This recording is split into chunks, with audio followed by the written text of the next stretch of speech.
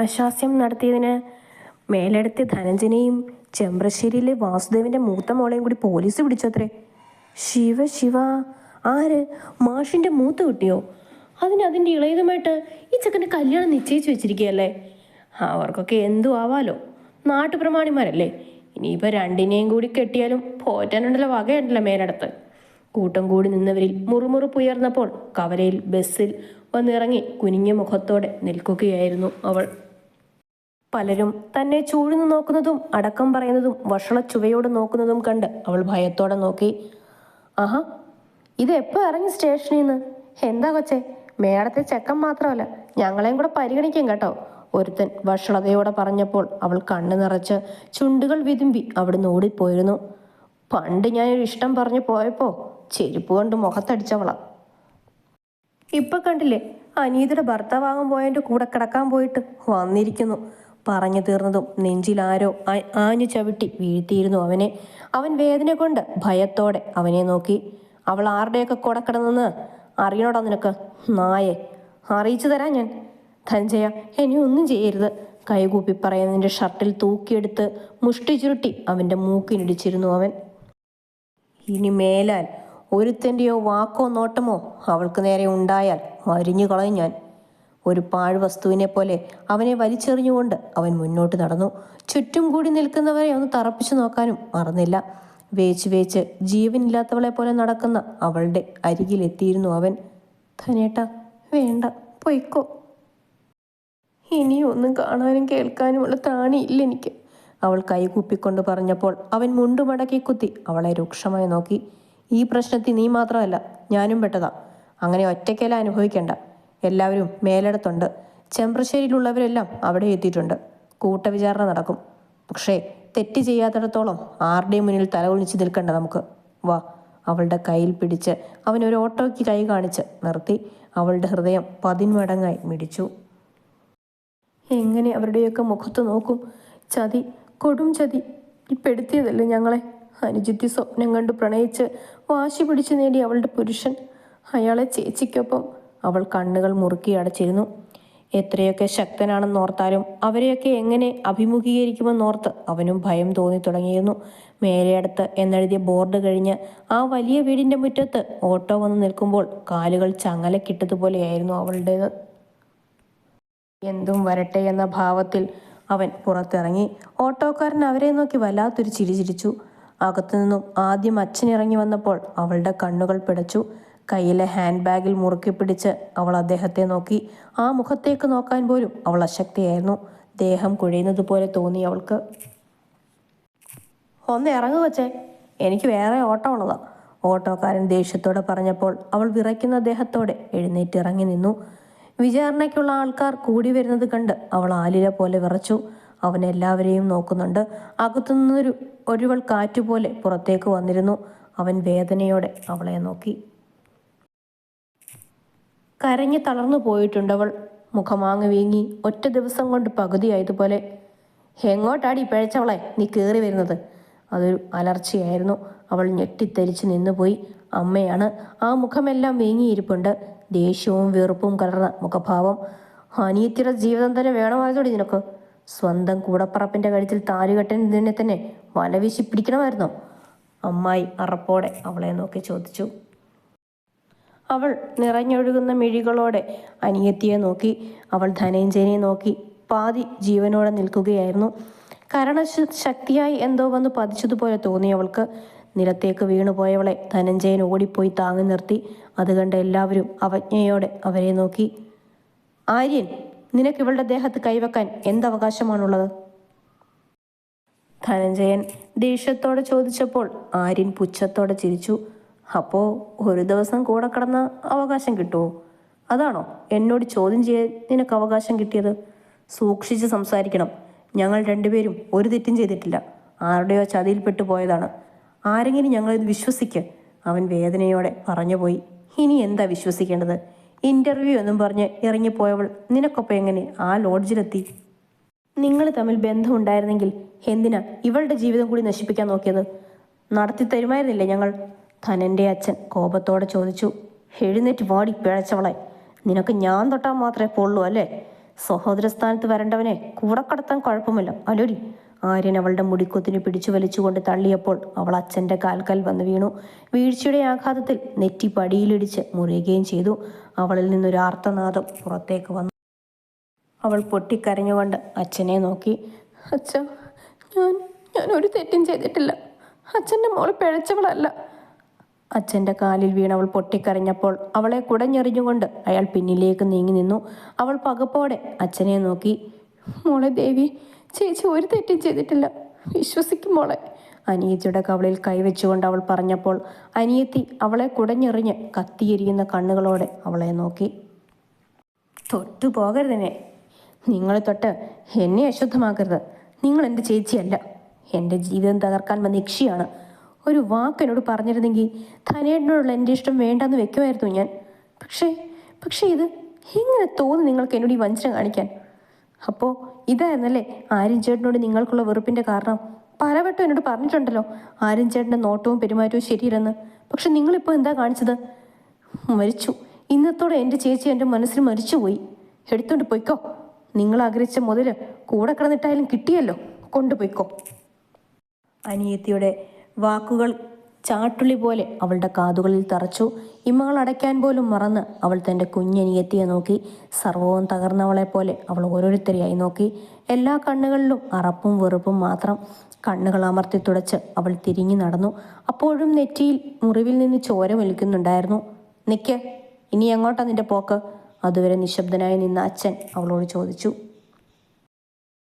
അവൾ തിരിഞ്ഞു നോക്കി.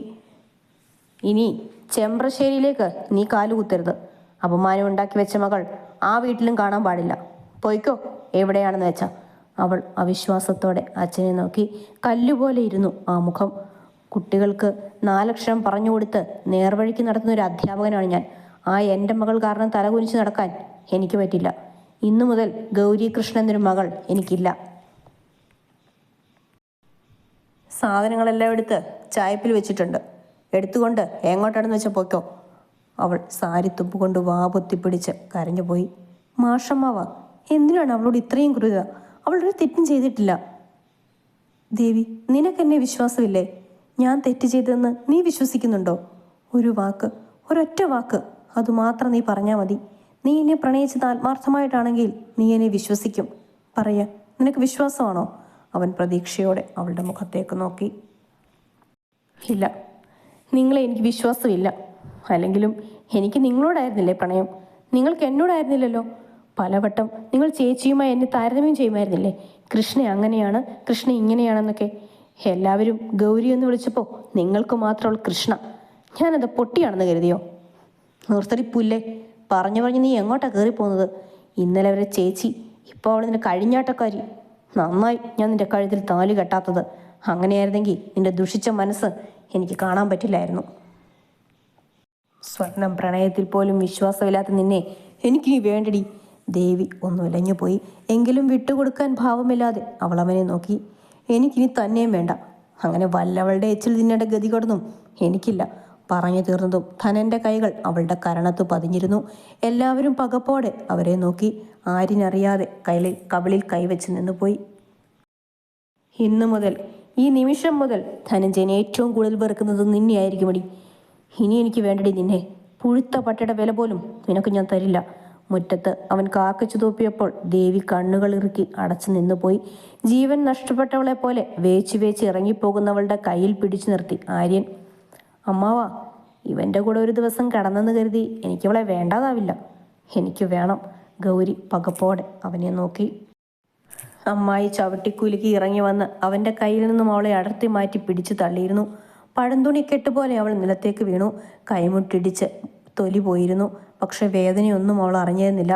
ഈ പിഴച്ചവളെ നിന്റെ ഭാര്യയെ ഞാൻ വാഴിക്കില്ലടാ.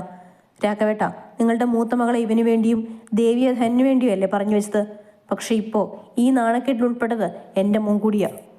ദേവിയെ ആര്യൻ വിവാഹം കഴിക്കും. സമ്മതമാണോ നിങ്ങൾക്ക്? സമ്മതം. വിവാഹം കുറിപ്പിച്ചു വെച്ച് അതേ ദിവസം തന്നെ ആര്യൻ്റെയും ദേവിയുടെയും വിവാഹം ഞാൻ നടത്തും. അച്ഛ, ദേവി ഞെട്ടലോടെ വിളിച്ചു. ആര്യൻ കുടിലതയോടെ നോക്കി നിന്നു. ഇതെൻ്റെ തീരുമാനമാണ്. ഇനിയൊന്നും സംസാരിക്കാനില്ല. മഹാദേവ, ഞങ്ങൾ ഇറങ്ങുകയാണ്. എല്ലാ അപമാനത്തിനും മാപ്പ്. എന്താ മാഷേ ഇത്? നിങ്ങളുടെ കുടുംബം മാത്രമല്ല, ഞങ്ങളുടെ കുടുംബവും കൂടിയല്ലേ നാണം കെട്ടത്. എൻ്റെ തീരുമാനം കൂടി അറിഞ്ഞിട്ട് പോകൂ. അതും പറഞ്ഞ് മഹാദേവൻ എല്ലാവരെയും നോക്കി. ധനൻ്റെയും ഗൗരിയുടെയും കാര്യത്തിൽ ഞാനൊരു തീരുമാനം എടുത്തിട്ടുണ്ട്. അവർ ഇരുവരും ഈ രണ്ട് കുടുംബങ്ങളിലും വേണ്ട. മഹിയേട്ട, ധനൻ്റെ അമ്മ പകപ്പോടെ വിളിച്ചുപോയി. എനിക്കിനി ഇങ്ങനെയൊരു മകനില്ല. ഈ വീട്ടിൽ ഇനി അവൻ്റെ സ്ഥാനവുമില്ല. ഉറപ്പോടെ പറയുന്നവനെ തളർച്ചയോടെ നോക്കിപ്പോയി ധനൻ. അമ്മവ, അങ്ങനെ പറയല്ലേ. ധനേട്ടൻ യാതൊരു തെറ്റും ചെയ്തിട്ടില്ല. ഗൗരി കൈകൂപ്പിക്കൊണ്ട് പറഞ്ഞപ്പോൾ എല്ലാവരും വെറുപ്പോടെ അവളെ നോക്കി. കൃഷ്ണ, മതി. വിശ്വാസമില്ലാത്ത ആരുടെയും കാല് പിടിക്കണ്ട. നമ്മുടെ നിരപരാധിത്വം തെളിയുന്ന ഒരു ദിവസം വരും. അന്ന് പറഞ്ഞു പോയതൊക്കെ ഓർത്ത് ഓരോരുത്തരും വേദനിക്കും. അച്ഛൻ പടിയടിച്ച് പിണ്ടം വെച്ച ഈ മകൻ പടിയിറങ്ങുകയാണ്. പക്ഷേ എല്ലാവരും ഒന്ന് കേട്ടോളൂ, ഞാൻ പോകുന്നത് ഒറ്റയ്ക്കല്ല. എനിക്കൊപ്പം വിചാരണ നേരിട്ട് ചെയ്യാത്ത തെറ്റിന് ശിക്ഷ ഏറ്റുവാങ്ങിയ ഇവളെയും കൊണ്ടാണ്. ആർക്കും വേണ്ടാത്തവളല്ല കൃഷ്ണ. ഞാൻ സംരക്ഷിക്കും. അങ്ങനെ തെരുവിൽ ഉപേക്ഷിച്ചു പോകാൻ മേലടുത്തുള്ളവരെ പോലെയോ ചെമ്പ്രശ്ശേരിയിലുള്ളവരെ പോലെയോ നെറികെട്ടവനല്ല ഞാൻ.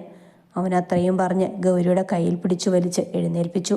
കോരിച്ചു ചെയ്യുന്ന മഴയിൽ അവൾ ഇറങ്ങിപ്പോകുന്നതും നോക്കി ധനൻ്റെ അമ്മ നെഞ്ചു പൊളിഞ്ഞ് നോക്കി നിന്നു. ഇനി മുന്നോട്ടെങ്ങനെ എന്ന ചിന്ത ധനനെ അലട്ടിത്തുടങ്ങിയിരുന്നു. അവനപ്പോൾ അവളെ നോക്കി. ജീവനുണ്ടോ എന്ന് പോലും അറിയില്ല. നെറ്റിയിലെയും കൈമുട്ടിലെയും മുറിവുകളിൽ നിന്നും രക്തം ഗനിഞ്ഞു വരുന്നു. മഴത്തുള്ളികളോടൊപ്പം അത് കണ്ണിലൂടെ ഒഴുകിയിറങ്ങിയിട്ടും അവൾ അറിയുന്നതേയില്ല. ഷട്ടറിലേക്ക് അവൻ അവളെ കയറ്റി നിർത്തി. മുണ്ടിൻ്റെ കോന്തല കീറി നെറ്റിയിൽ കെട്ടിവെച്ചു കൊടുത്തു. കോരിച്ചൊരിയുന്ന വഴിയിൽ കുടയില്ലാതെ തനിച്ചായി പോയവരെ പോലെ അവർ ഇരുവരും അവിടെയിരുന്നു. മുന്നോട്ട് എന്തെന്ന ചിന്തയിൽ അവൾ ഉഴറിയപ്പോൾ ജീവിതം അവസാനിപ്പിക്കാനുള്ള തീരുമാനം അവൾ എടുത്തിരുന്നു. ഒറ്റ ദിവസം കൊണ്ട് അവർ അനാഥരായി പോയിരുന്നു. മേലടത്ത് വീടും ചെമ്പ്രശ്ശേരിയും കാവന്നൂരിലെ നാട്ടുപ്രമാണികളുടെ കുടുംബം, കൂടാതെ ബന്ധുക്കളും. മേലടത്തെ ഇപ്പോഴത്തെ കാരണവർ വിശ്വനാഥൻ, ഭാര്യ വസുന്ധര, ഒരു മകൻ ധനഞ്ജയൻ. വസുന്ധരയുടെ കുടുംബമാണ് ചെമ്പ്രശ്ശേരി.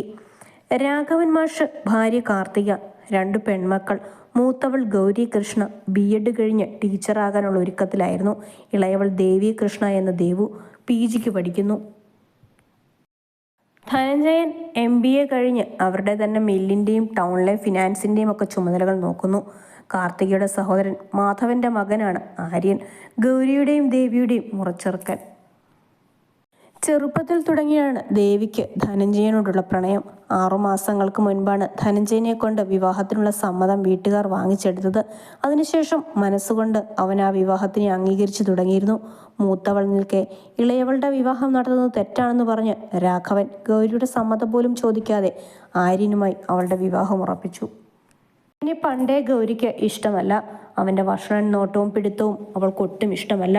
ആര്യൻ ലഹരി ഉപയോഗിക്കുന്നവനാണെന്ന് ഒരിക്കൽ തൻ്റെ കൂട്ടുകാരി കണ്ടിട്ടുണ്ടെന്ന് ഗൗരി ദേവിയോട് പറഞ്ഞിട്ടുണ്ട്. അത് അന്നല്ലേ. ഇപ്പോൾ ആര്യൻ ചേട്ടൻ നല്ലവനാണെന്ന് ദേവി വാദിച്ചു. അതോടെ ഗൗരി ആ പ്രശ്നം അവിടെ വിട്ടു. പരസ്പരം കാണുമ്പോൾ ചിരിക്കാറുണ്ടെങ്കിലും ധനനും ഗൗരിയും തമ്മിൽ വലിയ അടുപ്പമുണ്ടായിരുന്നില്ല. അങ്ങനെയുള്ള 2 പേരാണ് അവിഹിതത്തിൻ്റെ പേരിൽ വീട്ടിൽ നിന്നും പുറത്താക്കപ്പെട്ടതെന്ന് ധനൻ നോവോടെ ഓർത്തു. കോരിച്ചൊരിയുന്ന തുലാമഴയിൽ അവൻ ബാഗ് മാറോടി ചേർത്ത് നിർജീവമായിരിക്കുന്ന ഗൗരിയെ നോക്കി. ഉടുതുണിയോടെ ഇറങ്ങി വന്നതാണ്. ഒരു പെൺകുട്ടിയെയും കൊണ്ട് താൻ എങ്ങോട്ട് പോകും? അവൾക്ക് ഒരു ജോലി പോലുമില്ല. അങ്ങനെയായിരുന്നെങ്കിൽ ഹോസ്റ്റലിൽ ആക്കാമായിരുന്നു. സ്വന്തം ബിസിനസ് നോക്കി നടന്നതിനാൽ തനിക്കും ജോലിയില്ല. പിന്നെയുള്ളത് തനിക്ക് അച്ഛൻ നൽകിയിരുന്ന ശമ്പളം അക്കൗണ്ടിലുള്ളത് മാത്രമാണ്. തൽക്കാലം പിടിച്ചു നിൽക്കാം. എത്രയും വേഗം ജോലി കണ്ടുപിടിക്കണം. ആദ്യം ഗൗരിയെ സുരക്ഷിതമായ ഒരിടത്തേക്ക് മാറ്റണം. പക്ഷെ എവിടെ? ധനൻ തലപുകഞ്ഞ് ആലോചിച്ചു. മഴയൊന്ന് കുറഞ്ഞു വന്നപ്പോൾ അവൻ എഴുന്നേറ്റ് മുണ്ട് മുറുക്കിയെടുത്ത് അവളെ നോക്കി. അതേ ഇരിപ്പാണ് ഇപ്പോഴും. കൃഷ്ണ, വാ. അവൾ മുഖമുയർത്തി അവനെ നോക്കി. എങ്ങോട്ടാണെന്ന് ചോദിക്കരുത്. ഞാനൊരു വഴി കണ്ടിട്ടുണ്ട്, അത് നോക്കാം. മക്കളെ വിശ്വാസമില്ലാത്ത അച്ഛൻ്റെ അമ്മയുടെ അടുത്തേക്ക് എന്തായാലും ഇനിയില്ല. ആത്മാഭിമാനം വിറ്റ് ജീവിക്കാൻ വയ്യ. താൻ എഴുന്നേറ്റ് വാ. എനിക്കൊപ്പം അനാഥയാക്കപ്പെട്ടവളാണ് താനും. എന്തായാലും ഒരുമിച്ച് നേരിടാം. അവൾ അവനെ ഒന്ന് നോക്കി. ധനേട്ടൻ തിരികെ പോയിക്കോളൂ. ഞാൻ എങ്ങോട്ടെങ്കിലും പോയിക്കോളാം. എന്നെ പ്രതി ഏട്ടൻ എന്തിനാ തെരുവിലിറങ്ങുന്നത്? കൃഷ്ണ, എന്നെ ദേഷ്യം പിടിപ്പിക്കരുത്. താനിപ്പോൾ എൻ്റെ കൂടെ വാ. എനിക്കൊരു വീടുണ്ടോ, ആരും ഇറക്കിവിടാത്ത, എനിക്ക് മാത്രം സ്വന്തമായൊരു വീട്. നമ്മൾ അവിടേക്കാണ് പോകുന്നത്. തനിക്കൊരു ജോലി കിട്ടുന്നവരെ അവിടെ നിൽക്കാം. അത് കഴിഞ്ഞ് ഹോസ്റ്റലിൽ നിൽക്കാം. പോരെ? അവൾ അവനെ നോക്കിയൊന്ന് നെടുവീർപ്പിട്ടു. പിന്നെ എഴുന്നേറ്റ് അവനൊപ്പം നടന്നു. കണ്ണുകൾ പോലും നിർജീവമായതുപോലെ. എവിടെയാണ് ജീവിതത്തിന്റെ താളം പിഴച്ചത്? എങ്ങനെയാണ് ഒറ്റ ദിവസം കൊണ്ട് താൻ എല്ലാവർക്കും വെറുക്കപ്പെട്ടവളായത്? അവൻ ഒരു ഓട്ടോയ്ക്ക് കൈ കാണിച്ചു നിർത്തി. അത് കഴിഞ്ഞ് ഹോസ്റ്റലിൽ നിൽക്കാം പോരെ? അവൾ അവനെ നോക്കിയൊന്ന് നെടുവീർപ്പിട്ടു. പിന്നെ എഴുന്നേറ്റ് അവനൊപ്പം നടന്നു. കണ്ണുകൾ പോലും നിർജീവമായതുപോലെ. എവിടെയാണ് ജീവിതത്തിന്റെ താളം പിഴച്ചത്? എങ്ങനെയാണ് ഒറ്റ ദിവസം കൊണ്ട് താൻ എല്ലാവർക്കും വെറുക്കപ്പെട്ടവളായത്? അവൻ ഒരു ഓട്ടോയ്ക്ക് കൈ കാണിച്ചു നിർത്തി. ഭാഗ്യം അയാൾ ആ നാട്ടുകാരനല്ലാത്തതുകൊണ്ട് കൂർത്ത നോട്ടങ്ങളൊന്നും ഉണ്ടായില്ല. ടൗണിനപ്പുറമുള്ളൊരു ബസ് സ്റ്റോപ്പിൽ ഇറങ്ങിയവർ. അവിടെയാകുമ്പോൾ അധികം അറിയുന്ന ആരും തന്നെ ഉണ്ടാവില്ല. പരിഹാസത്തിനും കളിയാക്കലുകൾക്കും പാത്രമാകേണ്ട. ബസ്സിൽ ഒരേ സീറ്റിലിരിക്കുമ്പോഴും ഇരുവരുടെയും ഉള്ളിൽ കനലെരിയുകയായിരുന്നു. എപ്പോഴോ താനും ദേവിയെ ഇഷ്ടപ്പെട്ടു തുടങ്ങിയിരുന്നില്ലേ? അത്രയും ഉണ്ടായിരുന്നുള്ളൂ അവൾക്ക് തന്നോടുള്ള വിശ്വാസം. അത്രയേ സ്നേഹമുണ്ടായിരുന്നുള്ളൂ കൂടപ്പിറപ്പിനോട്. ശീലവും ഇതുവരെ ഇല്ലാത്ത മകനെ ഈ ഒരു കാര്യത്തിൽ മാത്രം അച്ഛൻ എത്ര പെട്ടെന്നാണ് അവിശ്വസിച്ചത്? ഓരോന്നോർത്തവൻ സീറ്റിൽ തലചായ്ച്ചു കിടന്നു. മുക്കോണി! കണ്ടക്ടർ ഉറച്ചു വിളിച്ചു പറയുന്നത് കേട്ട് അവൻ ധൃതിയിൽ എഴുന്നേറ്റു. വാ, ഇവിടെയാണ് നമുക്ക് ഇറങ്ങേണ്ടത്. അവൻ പറഞ്ഞുകൊണ്ട് എഴുന്നേറ്റപ്പോൾ അവളും ഒരു പാവയെപ്പോലെ എഴുന്നേറ്റ് അവൻ്റെ പിന്നാലെ നടന്നു. അവിടുന്ന് ബസ് ഇറങ്ങി വയൽക്കരയിലൂടെ ധനൻ നടന്നു. അവൻ്റെ പിന്നാലെ ഗൗരിയും. കാവിൻ്റെ ഇടത്തുനിന്ന് തിരിഞ്ഞു നടന്ന് പടിക്കെട്ട് കയറിപ്പോയത് ഒരു പഴയ തറവാട്ടിലേക്കായിരുന്നു. അമ്മൂട്ടിയേ! അവൻ പുറത്തുനിന്ന് വിളിച്ചു കൂവിയപ്പോൾ 70 വയസ്സടുപ്പിച്ചു പ്രായമുള്ള ഒരമ്മൂമ്മ പുറത്തേക്ക് വന്നു. കണ്ണാ! അവൾ അതിസന്തോഷത്തോടെ തിണ്ണയിലേക്ക് ഇറങ്ങി വന്നു. എത്ര നാളായി കുഞ്ഞെ നീ ഇവിടേക്ക് വന്നിട്ട്? ധനൻ അവരെ കെട്ടിപ്പിടിച്ചു. കവിളിൽ അമർത്തി ഉമ്മ വെച്ചു. ഇനി എങ്ങോട്ടുമില്ല, ഇവിടെ തന്നെയാ. പോരെ എൻ്റെ അമ്മൂട്ടിക്ക്? അവർ ആദ്യം സന്തോഷത്തോടെ നോക്കിയെങ്കിലും പിന്നെ സന്ദേഹത്തോടെ അവനെ നോക്കി. ഒപ്പം പുറകിൽ നിൽക്കുന്ന ഗൗരിയിലേക്കും കണ്ണുകൾ നീണ്ടു. പറയാം ഞാനെല്ലാം. ഇപ്പം അകത്തേക്ക് കയറിക്കോട്ടെ. വല്ലാത്ത വിശപ്പ്. വലുതും ഉണ്ടോ ഇവിടെ? ഞാനങ്ങ് മറന്നു. വാ, ഇന്ന് ഉപ്പുമാവാ ഞാൻ ഉണ്ടാക്കിയത്. മോളെ കയറി വാ. അവർ 3 പേരും അകത്തേക്ക് കയറി. പേർക്കും അവർ ഉപ്പുമാവ് വിളമ്പി. ഗൗരിയുടെ തൊണ്ടയിൽ നിന്നും താഴേക്ക് ഭക്ഷണം ഇറങ്ങാത്തതുപോലെ. പക്ഷെ മുന്നിൽ വിളമ്പി വെച്ച് സന്തോഷത്തോടെ ഇരിക്കുന്ന ആ വൃദ്ധയെ വേദനിപ്പിക്കാൻ അവൾക്ക് തോന്നിയില്ല. വിശപ്പ് കെട്ടുപോയെങ്കിലും വാരിക്കഴിച്ചു. അവരുടെ മുറിയിലെ കട്ടിലിൽ അവരുടെ മടിയിൽ തലവെച്ച് കിടക്കുകയായിരുന്നു ധനൻ. എല്ലാം അവരോട് തുറന്നു പറഞ്ഞപ്പോൾ വല്ലാത്തൊരു ആശ്വാസമായിരുന്നു ധനന്. അപ്പോൾ അവളെയും കൊണ്ട് ഇറങ്ങിപ്പോന്നു അല്ലേ? പിന്നെ ഞാൻ എന്താ ചെയ്യേണ്ടത് അമ്മൂട്ടി? വിശ്വാസമില്ലാത്ത അവർക്കൊപ്പം നിൽക്കണോ? അതോ എല്ലാവർക്കും കൂടി കല്ലെറിയാനും കൊല്ലാനും ആ പാവത്തിനെ അവിടെ ഇട്ടു കൊടുക്കണോ? ആരിനും ഒരു പട്ടിയെ തല്ലും പോലെ തല്ലിയിട്ടും ഒരാളും തടയാനോ ചോദിക്കാനോ ശ്രമിച്ചില്ല. ഒന്നുകിൽ എല്ലാവരും കൂടി അവളെ കൊല്ലും, അല്ലെങ്കിൽ അവൾ സ്വയം ജീവിതം അവസാനിപ്പിക്കും. അങ്ങനെ വല്ലതും സംഭവിച്ചാൽ ഈ ജന്മം എനിക്ക് സമാധാനം കിട്ടുമോ? ഇറങ്ങിയപ്പോൾ കൂടെ കൂട്ടാനാണ് തോന്നിയത്. പിന്നെ അവളൊരു ടീച്ചറല്ലേ, PSC എക്സാം എഴുതി കാത്തിരിക്കുന്നുണ്ട്. അല്ലെങ്കിലും ജോലി കിട്ടാൻ പ്രയാസം ഉണ്ടാവില്ല.